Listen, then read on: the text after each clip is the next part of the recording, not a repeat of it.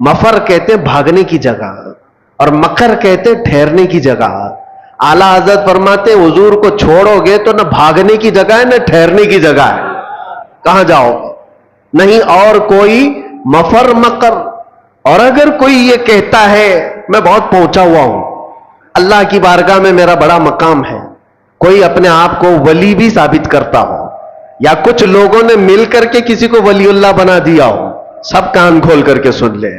कोई वली कब बनता है, कोई अल्लाह का वली कैसे मशहूर कर दिया जाता है। लोगों के ढकोसले से कोई वली नहीं बनता, किसी के छल्ले अंगूठियां पहनने से वली नहीं बनता, बालों के लट्ठे बना लेने से वली नहीं बनता, हत्ता कि अगर कोई पानी पे चल के दिखाए तो भी वली नहीं बनता, हवा में उड़ के दिखाए तो भी वली नहीं बनता। मियां ये इतनी बड़ी बड़ी चीजें मैं कह रहा हूं, ये तो कौम पागल है जो सिगरेट पीने वाले और तंबाकू वाले को भी बना लेती है। हकीकत क्या है? अल्लाह के नबी सल्लल्लाहु ताला अलैहि वसल्लम की जाते अक़दस से ऐसी वाबस्तगी। अल्लाह का वली कौन होता है? फरमाते हैं इमाम इश्क व मोहब्बत, जो वहां से हो यही आके हो, जो वहां से हो यही आके हो, जो यहां नहीं तो वहां नहीं। जो हुजूर के दरबार का नहीं है तो फिर अल्लाह के दरबार का नहीं हो सकता। जो वहां से हो यही आके हो। अगर हुजूर की शरीयत को छोड़ करके कोई कहता है अल्लाह का वली है, तो वो सबसे बड़ा दज्जाल है, वो झूठा है। सैयदना शेख अब्दुल कादिर जिलानी रदी अल्लाह तआला अन्हु से बढ़कर के कौन पीर है? पीराने पीर गौसुल आजम दस्तगीर, जिनकी करामात पर हम और तुम तो छोड़ो, जो औलिया इकराम के मुतालिक आइन काइन करते हैं वो भी गौसे पाक को वली मानते हैं।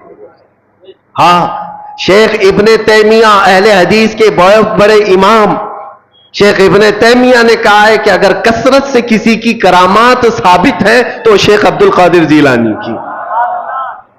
उनके मुतालिक कह रहा हूं, जिनकी विलायत पर सबका इत्तेफाक है, सारे मानते हैं। वो गौसे आजम रदी अल्लाह तआला अन्हु नमाज पढ़ रहे हैं और बादल का एक टुकड़ा आपके ऊपर साया बन गया है।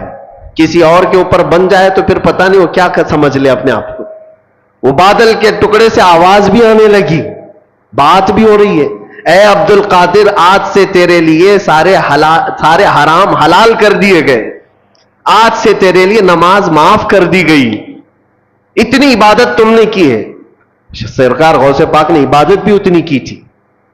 अगर कोई 100 रकात पढ़ करके थक जाए और वो सोचे कि मुझे कहीं से आवाज आई, तो उसको लगता है हाँ पक्का मेरी कबूल हो गई है। 100 तो पढ़ा हो।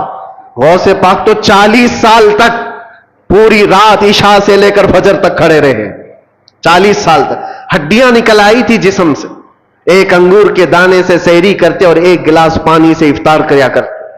और इतनी कसरत से इबादत के बाद अगर आसमान से आवाज आए तो बंदे को यकीन हो जाना चाहिए कि मेरी तो इबादतें इतनी हैं, हो सकता है डायरेक्ट मेरे पास अल्लाह की तरफ से बात आ रही। लेकिन गौसे पाक की तरफ आवाज आई बादल के टुकड़े से, ए अब्दुल कादिर आज से तेरे लिए नमाज माफ है, सारे जितने तुम्हारे लिए हराम चीजें थे हलाल हो गई। गौसे पाक ने जलाल में कहा, यह आवाज रहमान की नहीं, यह शैतान की है। कोई चीज किसी के लिए कयामत तक हराम हलाल नहीं हो सकती जिसको मेरे मुस्तफा ने हराम किया हो। जो नबी पाक ने हराम कर दिया वो कयामत तक के लिए हराम है, किसी के लिए हलाल नहीं हो सकती। उसमें अब्दुल कादिर जिलानी क्या और कोई और क्या। गौसे पाक फरमाते यह आवाज शैतान की है। और दूसरी चीज, आज से मेरे लिए इबादत माफ हो गई। गौसे पाक फरमाते हैं जो सैयदुल अंबिया के लिए नमाज माफ नहीं हुई तो अब्दुल कादिर के लिए कैसे हो सकती। यहां तो बहुत सारे ऐसे ही बैठे हुए हैं, यहां बैठे और तसव्वुर में नमाज पढ़ रहे हैं और दीवाने लोग भी उनके पीछे भागे जा रहे हैं। सोचो तो सही, नबी पाक सल्लल्लाहु अलैहि वसल्लम को छोड़ करके अगर तुम चाहते हो, कुछ लोगों ने ऐसे गुमराह कर रखा है लोगों को। याद रखना मेरे अजीजों, विलायत की कसौटी शरीयत मुस्तफा है। हुजूर को छोड़ करके कोई वली नहीं बन सकता। वलायत वही है जो नबी पाक सल्लल्लाहु ताला अलैहि वसल्लम के नक्शे कदम पर चल रहा हो। पीर हो तुम्हारा, वली हो कोई, ऐसे का दामन आंख बंद करके थाम लेना जो तुम्हें आंख बंद करके सीधे मदीने पहुंचा देता हो, हुजूर की मोहब्बत तुम्हारे सीने में डालता हो। باقی جھولا چھاپ ہے، سب باقی سب چندہ چھاپ ہے. دنیا میں ایسے ڈھکوسلے بہت ہوں گے. شیطان خضر کے لباس میں گھومتا ہو، اس کے پیچھے آنکھ بند کر کے بھاگنا تمہارے لیے بڑا خطرناک ہے. اور سے پاک رضی اللہ تعالیٰ عنہ نے فرمایا جو عبادت اللہ کے نبی سید الانبیاء کے لیے معاف نہیں ہوئی، میرے لیے کیسے معاف ہو سکتی؟ یہ شیطان کی آواز ہے، یہ شیطان کی آواز ہے. بادل کے ٹکڑے سے شیطان آواز دے سکتا ہے، بادل کے ٹکڑے سے شیطان آواز دے سکتا ہے، تو پھر کسی کی چٹھی نکال کے کیوں نہیں دے سکتا؟ آج کے دور میں لوگ یہ سمجھتے ہیں چٹھی نکالتا ہے بابا اور سب ہمارے راز جانتا ہے. میاں شیطان بہت کچھ کر سکتا ہے. ابھی بڑا دجال جب آئے گا وہ تو بارش بھی برسا کے دکھا سکتا ہے، سبزہ اگا کے بھی دکھا سکتا ہے. حدیث پاک میں وہ بڑا دجال تو مردے کو زندہ کر کے بھی دکھائے گا. لیکن تمہارے ایمان کا امتحان ہوگا. ہر گھڑی تم یہ دیکھو، یہ سارے عجائب دیکھ کر کے پاگل نہ ہو جانا، اپنے نبی کو یاد کرنا. میرا خدا رب العالمین ہے، اللہ رب العزت ہے. اور اب آپ کو میں بتاؤں، غوث پاک رضی اللہ تعالیٰ عنہ پر دوسرا حملہ کیا شیطان نے. کہا عبد القادر اتنا پڑھے لکھے ہو تم، اتنا پڑھے لکھے ہو، اگر اتنا پڑھے لکھے نہیں ہوتے تو آج تو میں تم کو گمراہ کر دیتا. آج جو میں نے کہا ہے، اب شیطان اپنی اصلیت پہ آیا. آواز جو آ رہی تھی بادل کے ٹکڑے سے کہ تمہارے لیے عبادت معاف ہے، تمہارے لیے حرام حلال ہے. غوث پاک نے جب جواب دیا تو شیطان کہتا ہے بہت پڑھے لکھے ہو تم، اور اتنا پڑھے لکھے ہو کہ آج تمہارے علم نے بچا لیا تمہیں، ورنہ گمراہ ہو جاتے آج. غوث پاک نے فرمایا ابلیس تو مجھے دوبارہ گمراہ کر رہا ہے، مجھے میرے علم نے نہیں، میرے خدا کے فضل نے بچایا. علم تو تیرے پاس بھی تھا، علم تو تیرے پاس اتنا تھا کہ فرشتوں کو پڑھایا کرتا، لیکن تو بچ نہ سکا. اس لیے میرے عزیزوں، ہر گھڑی اس کا وار ہے شیطان کا، ابلیس کا ہمارے اوپر. لیکن کسوٹی ایک ہی اپنی زندگی پر رکھو کہ نبی پاک صلی اللہ تعالیٰ علیہ وسلم کی ذات کے لیے ایسی کسوٹی رکھو کہ ہمارے بزرگوں نے جو ہمیں تعلیم دی ہے، نبی سے ہو جو بیگانہ اسے دل سے جدا کر دے. نبی سے ہو جو بیگانہ اسے دل سے جدا کر دے، پدر مادر برادر جان و مال ان پر فدا کر دے. یہ ہماری کسوٹی ہو، یہ ہماری زندگی کا معیار ہو. اور بعض لوگ یہ سمجھتے ہیں کہ ہم تو نبی پاک صلی اللہ علیہ وسلم سے بے انتہا محبت کرتے ہیں، اور تھوڑا بھی اگر کوئی دوسری جماعت کا دکھتا ہے جس کے دل میں حضور صلی اللہ تعالیٰ علیہ وسلم سے بغض لگتی ہے تو ہم تو اس سے دور رہتے ہیں. صرف اتنا ہی نہیں ہے، نبی سے ہو جو بیگانہ کا مطلب کیا ہے؟ جو شریعت چھوڑ کر کے بھاگ رہا ہے وہ نبی سے بیگانہ ہی تو ہے. حضور پاک صلی اللہ تعالیٰ علیہ وسلم سے اپنا دامن چھڑانے کی بات کرتا ہے، وہ نبی سے بیگانہ ہے. ایسے کو نہ تم اپنا دوست بناؤ، نہ اپنوں کے صحبت میں اس کو رکھو. اس لیے کہ قیامت کے دن جب پکڑ ہوگی، بروں کی صحبت کی وجہ سے بہت سارے ایسے ہوں گے جو جہنم میں جا رہے ہوں گے. صرف کیوں؟ ان کی دوستی خراب تھی، دوستی برے لوگوں سے تھی. عزیزان گرامی وقار، میں بات کل ملا کر کے یہی عرض کرنا چاہتا ہوں، وہ جو نہ ہو تو کچھ نہ ہو. ہماری زندگی کا سارا دار و مدار مصطفیٰ کریم صلی اللہ علیہ وسلم کی ذات سے ہے، اور نبی پاک صلی اللہ تعالیٰ علیہ وسلم کی محبت دل میں اتنی بساؤ کہ صحابہ کرام رضوان اللہ تعالیٰ علیہ مجمعین نے جیسے ہمیں سکھایا ہے، جیسے ہمیں تعلیم دی ہے. آپ کو پتا ہے، دو چیزیں میں آپ کو بتا دوں گا معیار کیا ہونا چاہیے. دو چیزیں ہیں. ایک صحابی حضرت انس بن نزیر رضی اللہ تعالیٰ عنہ، حضور پاک صلی اللہ تعالیٰ علیہ وسلم کے رازدار صحابہ میں سے ایک ہیں. راز کی باتیں حضور اکرم صلی اللہ علیہ وسلم ان کے ساتھ شیئر کیا کرتے ہیں. یہ وہی صحابی ہیں جو جنگ احد میں ایسے شہید ہوئے کہ ان کی شہادت کی انگلی کے علاوہ ان کے جسم کا کوئی حصہ ہی نہیں ملا، کوئی حصہ نہیں ملا. صرف شہادت کی ایک انگلی ان کی کٹی ہوئی ملی، جس سے ان کی بہن نے دیکھ کر کے پہچانا کہ یہ میرا بھائی انس ہے. وہ صحابی کی بات کر رہا ہوں.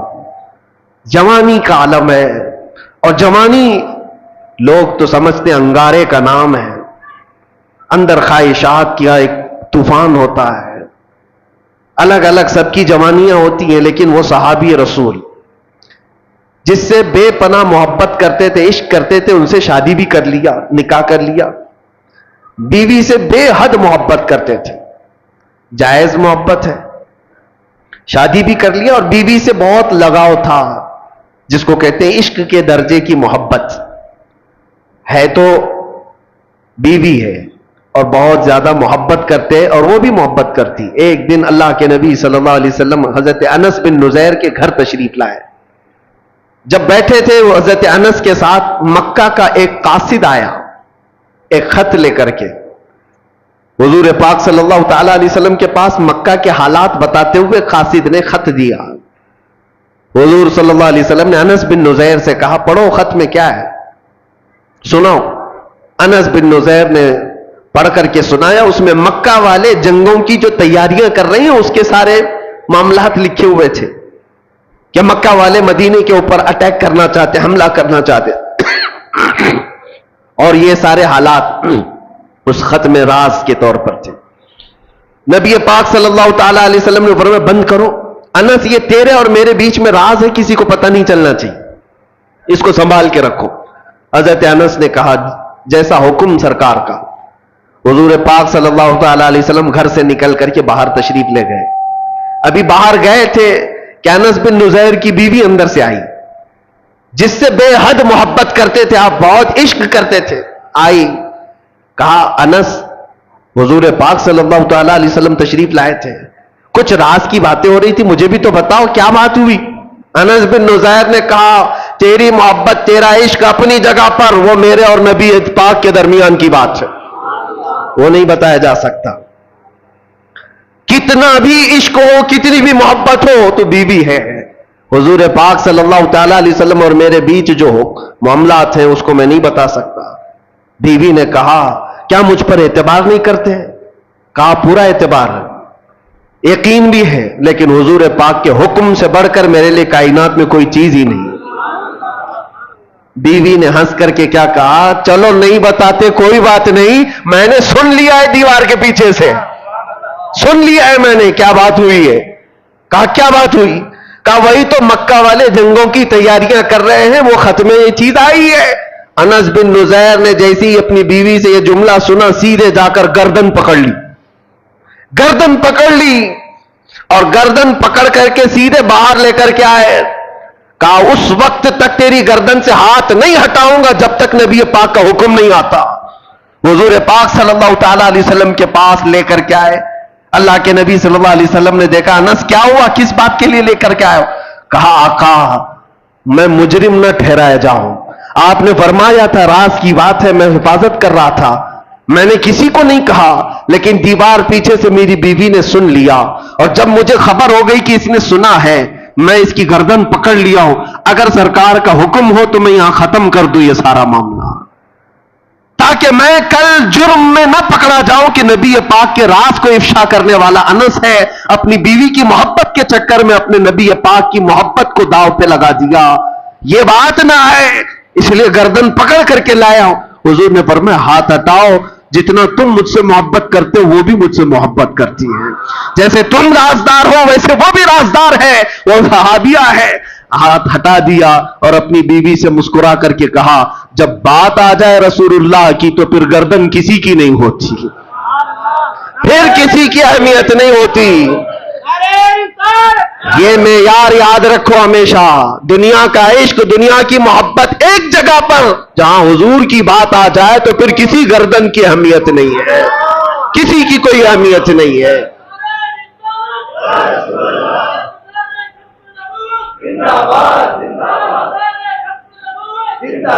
یہی معیار صحابہ نے ہمیں دیا تھا, یہی معیار. اور آج جو چیزیں ہمیں روک لیتی ہیں میرے عزیزو, یہ ہمارا کمفرٹ جینے کا شوق, ہمارا آرام سے رہنے کا شوق ہمیں بہت ساری قربانیوں سے پیچھے لے جاتا ہے. کیوں نہیں بات کرتے آج کوئی حضور پاک صلی اللہ تعالی علیہ وسلم پر اگر کتے بھونکتے ہو, کوئی خاموش بیٹھتا ہے یا کوئی خاموشی سے سنتا ہے تو صرف اس کے پاس ایک مجبوری ہے, بولوں گا تو میرے بیوی بچوں کا کیا ہوگا, میرے گھر بار کا کیا ہوگا, میرے جائیداد کا کیا ہوگا. میں پوچھتا ہوں, کیا وہ صحابہ کے بیوی بچے نہیں تھے, ان کی جائیدادیں نہیں تھی, ان کے گھر بار نہیں تھے؟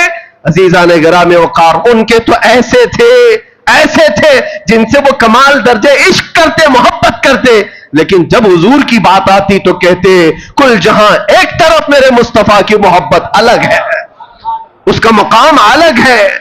حضور اکرم صلی اللہ تعالی علیہ وسلم سے یہی درجہ عشق ہمیں صحابہ نے دیا۔ اگر وہ چیز معاشرے میں آ جائے میرے عزیزوں، پھر تمہیں کوئی بٹھا نہیں سکے گا، کوئی تمہیں جھکا نہیں سکے گا۔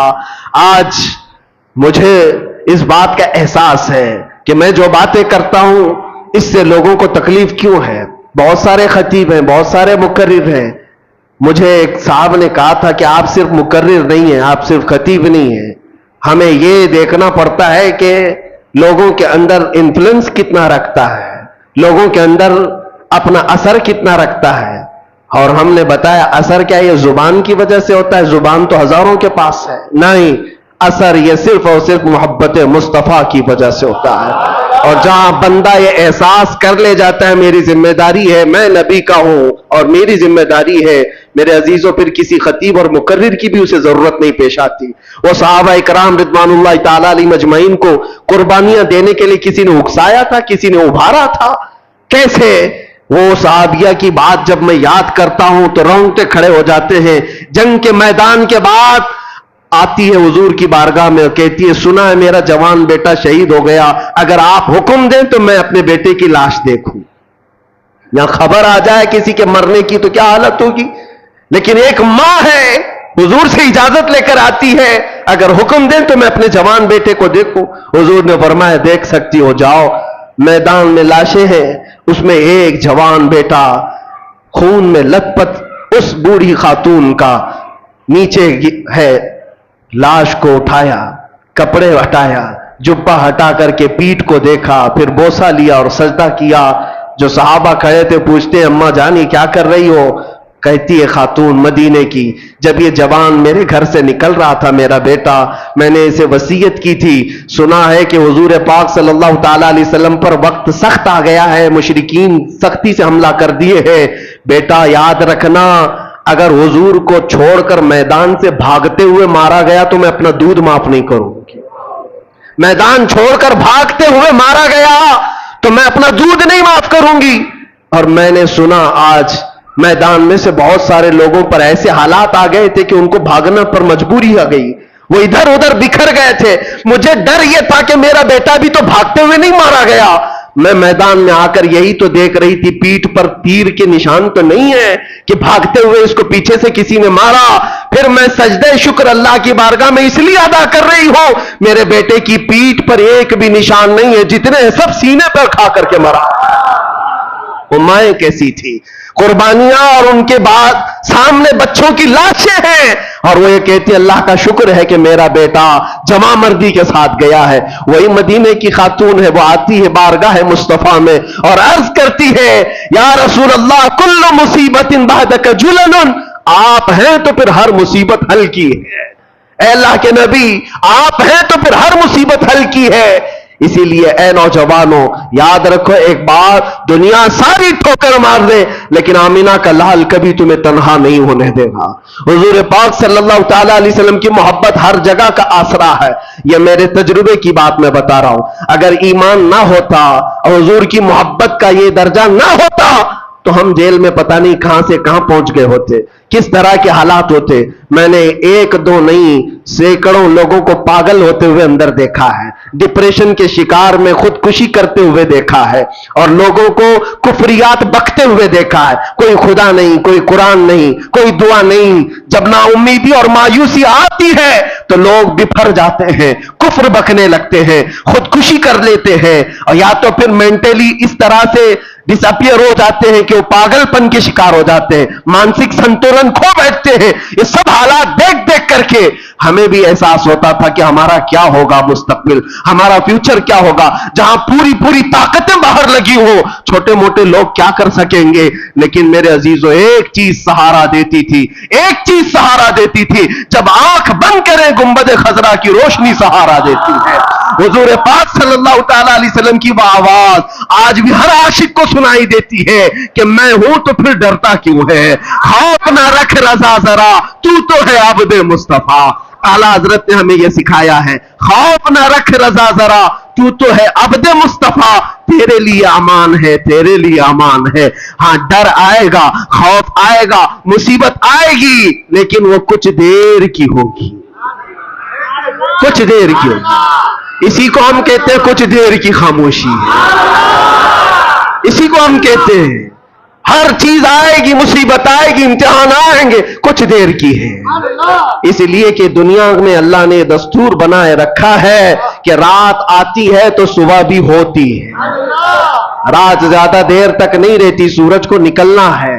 और आज उम्मत मुस्तफा पर अगर ये इस तरह के मौसम आए हुए हैं कि इस पर कालक लगाने की कोशिश की गई हो या गहन लगा हो, तो चांद पे भी गहन लगता है लेकिन थोड़ी देर का होता है, कुछ देर का होता है। लेकिन जब गहन छट जाता है तो फिर चांद अपने आबो ताप के साथ फिर चमकता है। और हम सबकी जिंदगी का यही दस्तूर है मेरे अजीजों। ईमान वाले हो तो एक बात याद रखना, जहां में अहले ईमान मिसले खुर्शीद जीते हैं, ये समझ के चलो, जहां में अहले ईमान मिसले खुर्शीद जीते, खुर्शीद सूरज को कहते हैं। ईमान वालों की मिसाल शायर ये कह रहा है, दुनिया में ईमान वाले सूरज की तरह जीते हैं, इधर डूबे उधर निकले, उधर डूबे इधर निकले। इनके लिए हमेशा का गुरूब नहीं है। हाँ, अंग्रेज ने अल्लामा किफायत अली काफी रहमतुल्लाह अलैह को मुरादाबाद के चौक पर शहादत दी थी, यानी फांसी पर चढ़ाया था।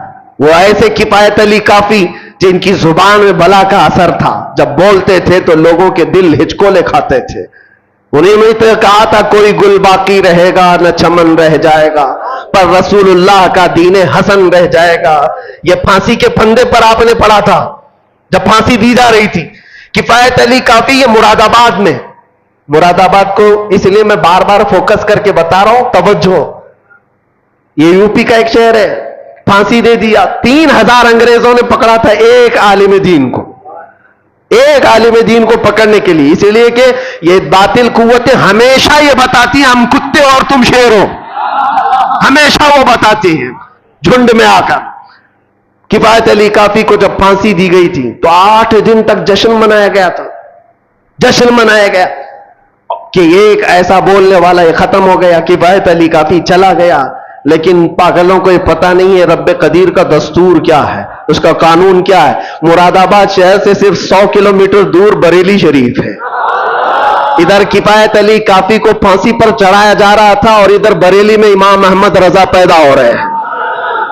जहां में अहले ईमान मिसले खुर्शीद जीते हैं, इधर डूबे उधर निकले, उधर डूबे इधर निकले। किफायत अली काफी तो ये कहते थे, कोई गुल बाकी रहेगा न चमन रह जाएगा, पर रसूलुल्लाह का दीने हसन रह जाएगा। लेकिन बरेली वाला तो यूं कहने लगा, वो कमाल हुस्न हुजूर है कि जहां में कि गुमान नक्श जहां नहीं, यही फूल खार से दूर है, यही शम्मा है कि धुआं नहीं। एक किफायत अली काफी को फांसी पर चढ़ाकर 8 दिन जश्न मनाया, लेकिन बरेली वाला उठ करके ऐसा इश्क पिलाया कि कोने कोने से आवाज आने लगी, डाल दी कल्ब में अजमत मुस्तफा सैयदी आला हजरत। हाँ, अल्लाह का ये दस्तूर है। आज मैं यहां खड़ा हूं, कल नहीं होगा और कोई और आएगा, लेकिन ये मिंबर खाली नहीं होगा, ये मिंबर खाली नहीं होगा, ये मस्जिदें वीरान नहीं होंगी। मैं इसी मस्जिद का इमाम, मैं इसी मिंबर का एक खतीब रहा, लेकिन मेरे बाद लोग आते गए जाते गए। क्या किसी दिन नमाज बंद हुई? क्या किसी दिन खुतबा खत्म हो गया? हम तो जरिया हैं, अल्लाह तबारक व तआला हमें यहां पर वक्त मुकर्ररा के लिए रखता है। इसी तरह से हमारे बाद भी आएंगे, लेकिन याद रखना अल्लाह का वादा है कि लोग अपने मुंह के फुलकों से चिराग खुदा को बुझाना चाहते हैं और अल्लाह सुबह क़यामत तक इस चिराग को रोशन रखेगा। लेकिन हम सब की और आपकी जिम्मेदारी यह है, ऐसे जितने भी आए टोपी पगड़ी जुब्बा देख करके नहीं पहचानना, कभी भी नहीं। हमारा मेयार, हमारी कसौटी ये सारे लिबास नहीं है, चाल चलन नहीं है, चलत फिरत नहीं है, जुबान नहीं है।